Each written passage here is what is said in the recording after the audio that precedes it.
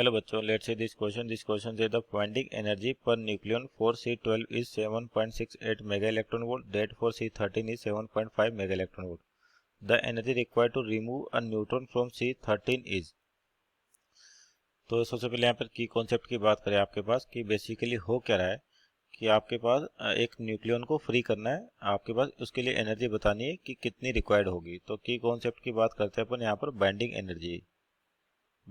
Energy.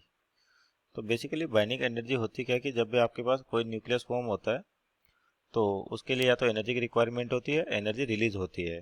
तो यहाँ पर देखिए कि अपने पास बाइंडिंग दे रखी है C12 की पर न्यूक्लियन 7.68 और C13 की दे रखी है। अब आपको C13 में से एक न्यूट्रॉन निकालना है, यानी कि आपकी जो न्यूक्लियर रिएक्शन होगी किस प्रकार लिखी जाएगी, C13 और यहाँ पर कोई भी एलिमेंट होगा, मान लीजिए जो भी एलिमेंट है उसकी एनर्जी है E, इसके साथ लिखा जाए तो आपका क्या मिला, C12 मिल रहा है। यानी कि कोई आपके पास पार्टिकल जिससे टकरा रहा है, या फिर बोल सकते हैं कि एनर्जी को बैलेंस करें तो C13 में से अपने को न्यूट्रॉन निकालना है। तो यानी कि यहाँ पर जो एनर्जी होगी और जो प्रोडक्ट बनना है उनकी एनर्जी क्या होनी चाहिए, सेम होनी चाहिए। और आपका न्यूट्रॉन क्या लिखा था 0 n1।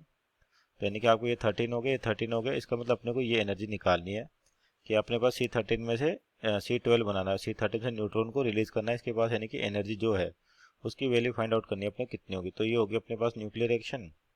अब यहाँ पर पूछा कि ये जो बाइंडिंग एनर्जी है वो कितनी रिक्वायर्ड होगी, नहीं सॉरी एनर्जी है ई, ये कितनी रिक्वायरमेंट है इसकी। तो यहाँ से देखिए क्या लिख सकते हैं अपन, तो एनर्जी होगी।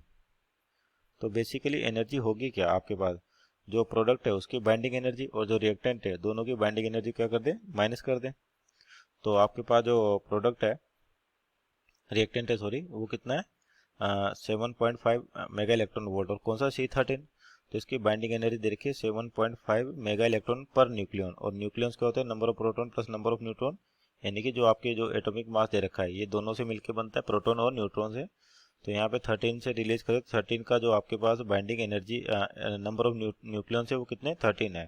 तो एक की 7.5 है तो 13 की कितनी हो जाएगी, 7.5 माइनस 13 माइनस 12 की बात करते हैं इसकी कितनी 7.68 और इसके कितने न्यूक्लियंस है आपके पास 12।